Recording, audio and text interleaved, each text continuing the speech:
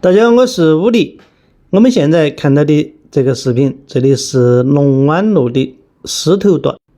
这是一位粉丝朋友跟我说，他说最近下了雨，狮头这个沟渠的水很大。我们看到远处就是狮头瀑布。狮头瀑布这里实际上是一条河沟的水要从这里过河，只要下了雨或者是上面放水下来，就会形成这种瀑布。因为它的落差高，所以它形成了这样的一个瀑布。这个视频是6月20号中午去拍摄的。从龙里城到狮头瀑布这个地方呢，大概是34公里左右。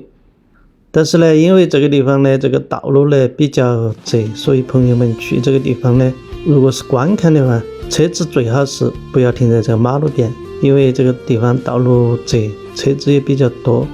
如果你是停在这个沟渠边，很危险。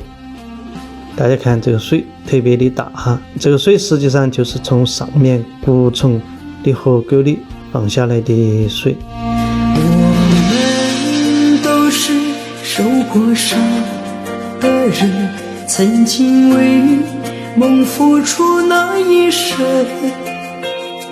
一路有太多心酸和悔恨，默默在这世界里浮沉。我们都是受过伤的人，尝尽了人世间的冰冷。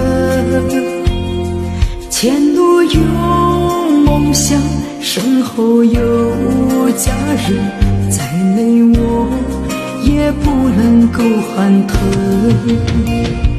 勇敢的并不怕是拉伸，只为了做一个人上人。如今才懂命运的残忍，谁又能够有余力去争？人生总是悲伤的太深，无情的人能水起风生，本是情等不归时的人，